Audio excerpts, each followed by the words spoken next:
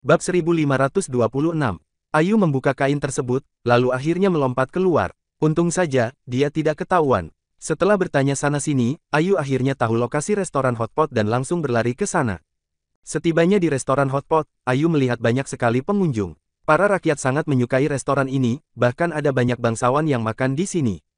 Begitu masuk, Ayu langsung berteriak, "Bos, bos, apa kamu di restoran?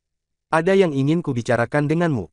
Pemilik restoran hotpot segera menghampiri mendengarnya. Dia melirik Ayu, lalu membawanya ke pojok dan bertanya, "Nona, apa yang terjadi? Katakanlah."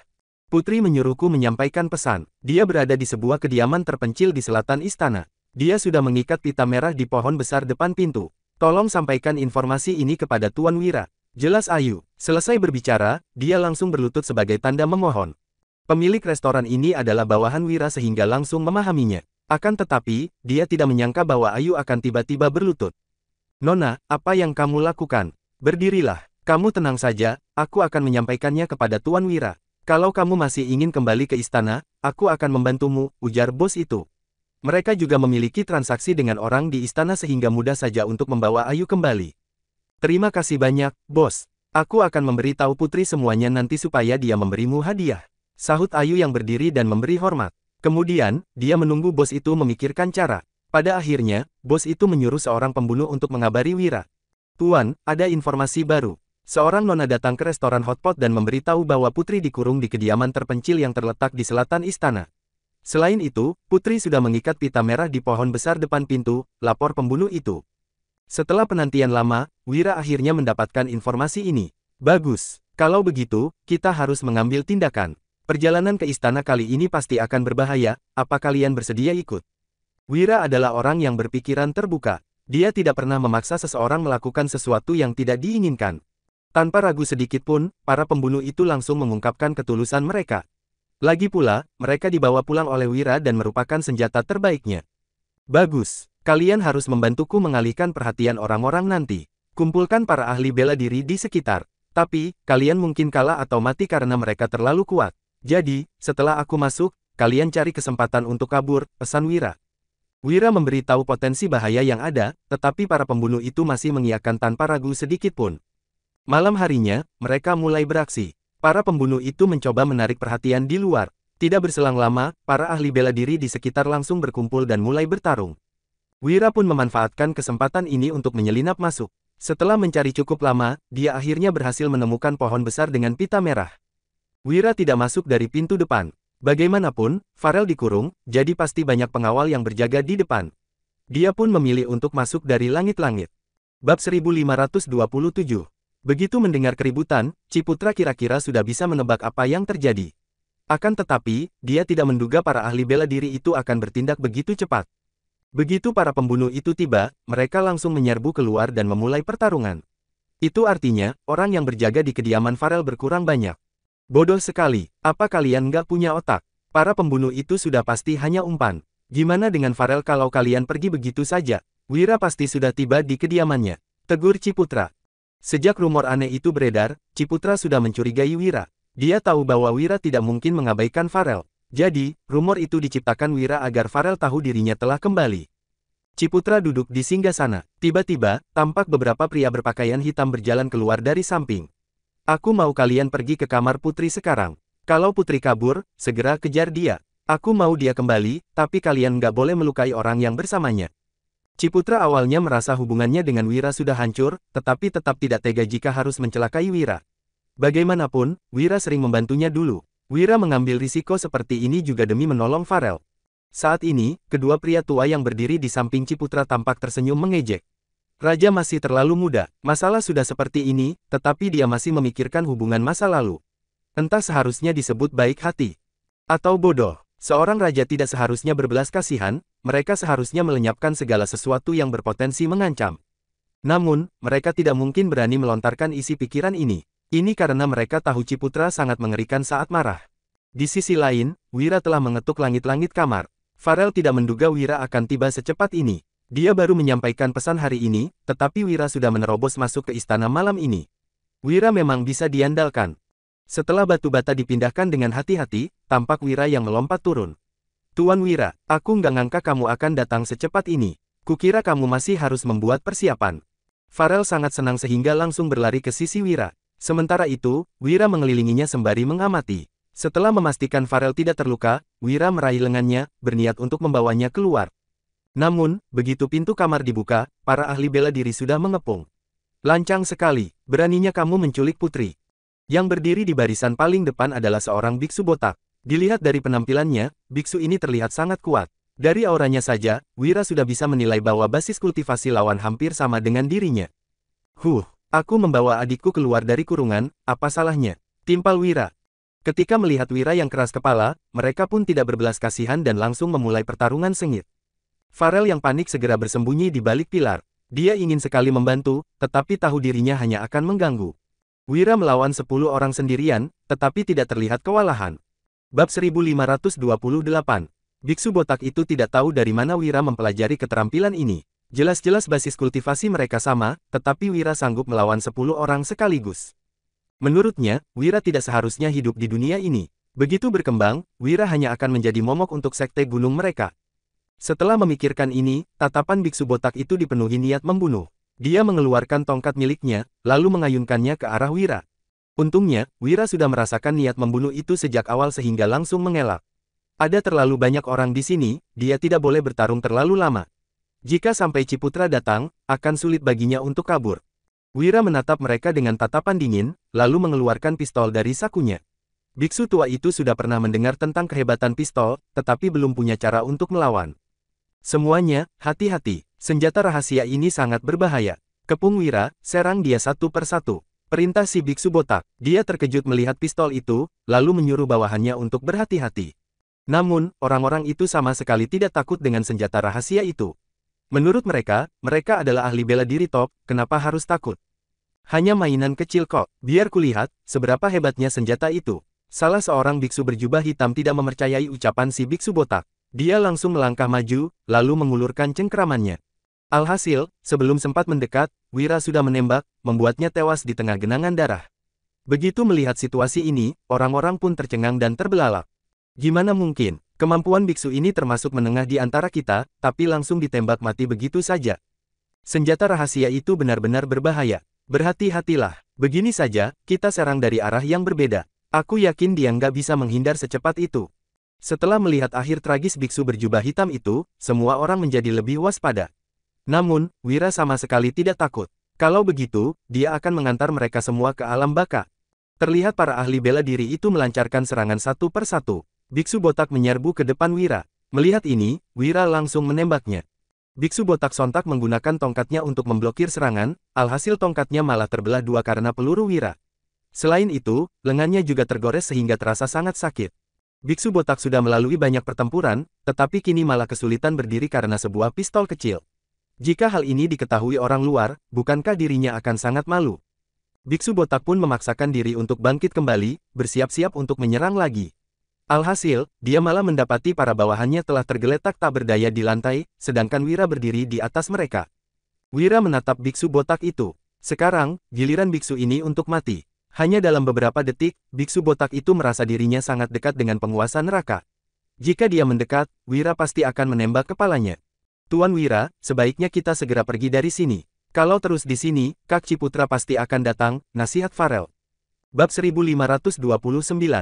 Farel yang berada di samping tidak ingin menunda waktu lagi. Dia langsung merangkul pinggang Wira, lalu meminta Wira untuk melepaskan biksu botak itu. Sekarang, yang terpenting adalah mereka harus segera kabur. Wira melihat Farel sekilas, lalu melepaskan tangan Farel dengan lembut. Setelah itu, dia meraih tangan Farel dan membawanya pergi. Sesudah Wira dan Farel pergi, biksu botak pun terjatuh di lantai. Kejadian tadi sungguh mengerikan. Pria itu hampir saja merenggut nyawanya. Sementara itu, Ayu merasa lega saat melihat Farel pergi. Dia berharap Wira bisa membawa Farel meninggalkan tempat yang kacau ini dan tidak akan kembali lagi. Ayu sendiri tumbuh besar bersama Farel dan Ciputra. Jadi, Raja tidak akan memperlakukan Ayu dengan kejam. Paling-paling, Ayu hanya diberi hukuman ringan. Wira dan Farel terus berlari. Namun, makin banyak prajurit kerajaan yang mengepung mereka. Sepertinya, Ciputra sudah tahu bahwa Wira datang untuk menyelamatkan Farel. Jadi, Ciputra sengaja mengutus banyak prajurit untuk melawan Wira. Tuan Wira, Raja mengundang Anda ke istana, ujar seorang Kasim. Kemudian, dia memandang Farel seraya berucap, Putri, Anda masih belum boleh keluar. Sebaiknya, Anda kembali ke istana. Kasim ini berdiri di depan Wira dan Farel. Di belakangnya, ada ratusan prajurit kerajaan. Seharusnya, para prajurit ini bertugas untuk melindungi raja. Jika nyawa raja tidak terancam, pasukan kerajaan ini tidak mungkin muncul. Wira mencibir. Tampaknya, kali ini Ciputra bersikeras untuk membawa Farel kembali. Wira tidak mengerti. Jelas-jelas, Ciputra dan Farel adalah saudara kandung. Kenapa dia bisa memperlakukan Farel seperti ini? Apa yang sebenarnya terjadi belakangan ini? Wira harus mencari tahu dari Farel tentang masalah yang terjadi di keluarga Barus. Jadi, Wira tidak akan menyerahkan Farel begitu saja. Wira menarik Farel, lalu berujar sembari memegang pistolnya, sebaiknya keributan ini diakhiri saja. Tolong biarkan kami pergi, kalau enggak, aku akan menerobos keluar. Wira sudah memperkirakannya. Sekarang, di pistolnya masih ada 20 peluru dan prajurit kerajaan di depannya berjumlah ratusan orang. Wira tidak mungkin bisa menyelamatkan diri dengan mengandalkan pistol. Jadi, Wira harus memilih cara yang paling aman. Farel memandang Wira dengan cemas, lalu menegur Kasim itu, lancang sekali kamu.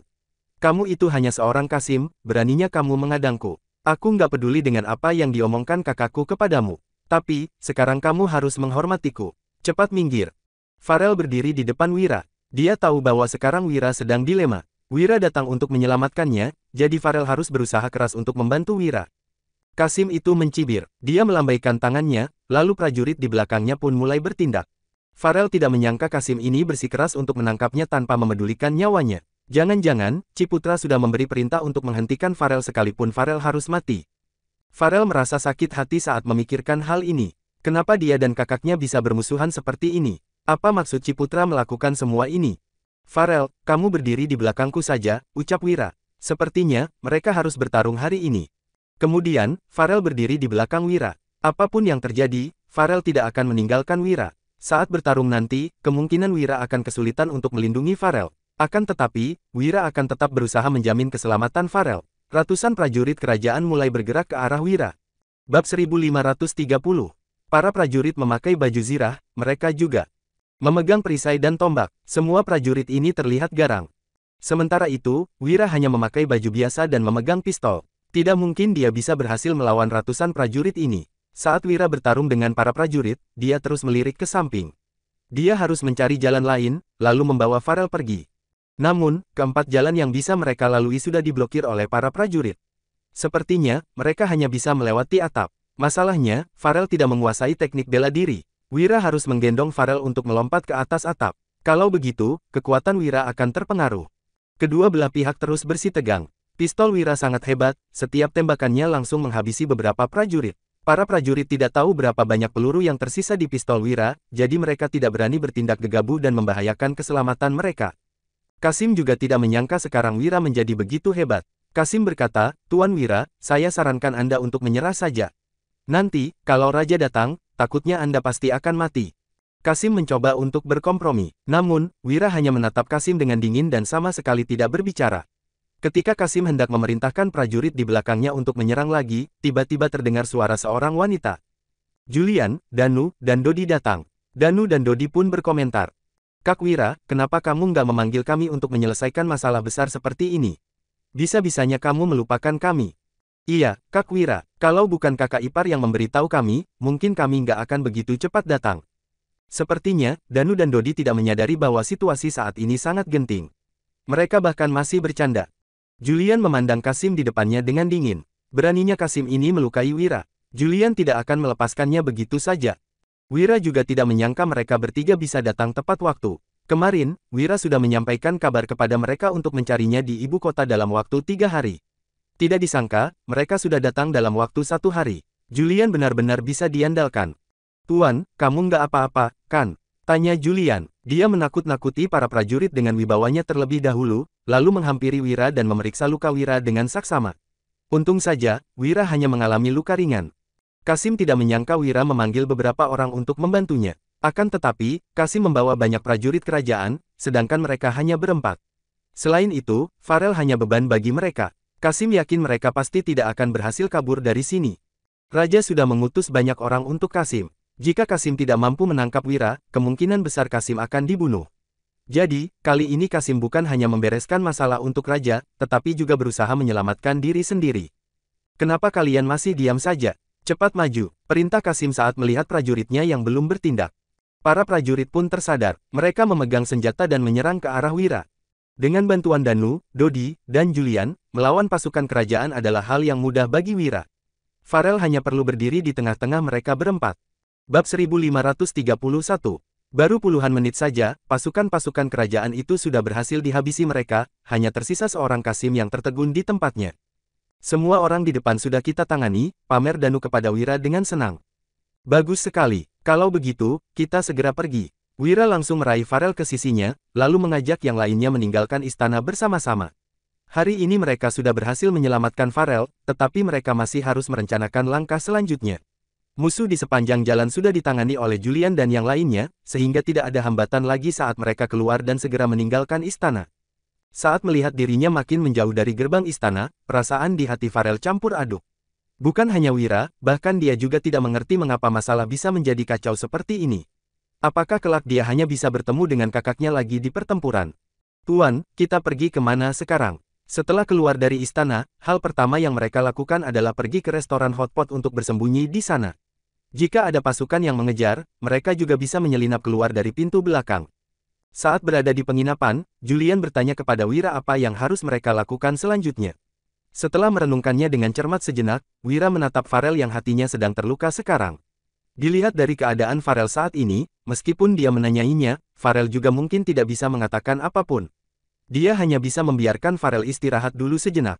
Julian, bawa Farel ke sebuah kamar dan istirahat sebentar. Hibur dia dengan baik. Setelah mendengar perintah dari Wira, Julian menganggukkan kepalanya dan mendekati Farel, lalu merangkul punggung Farel dengan lembut dan menepuknya beberapa kali. Farel pun seolah-olah mendapat dukungan, langsung masuk ke dalam pelukannya dan mulai menangis. Dia merasa sangat kasihan dengan Farel yang jelas masih muda, tetapi telah menghadapi pengalaman yang sulit. Ayah Farel meninggal dan kakaknya malah mengurungnya.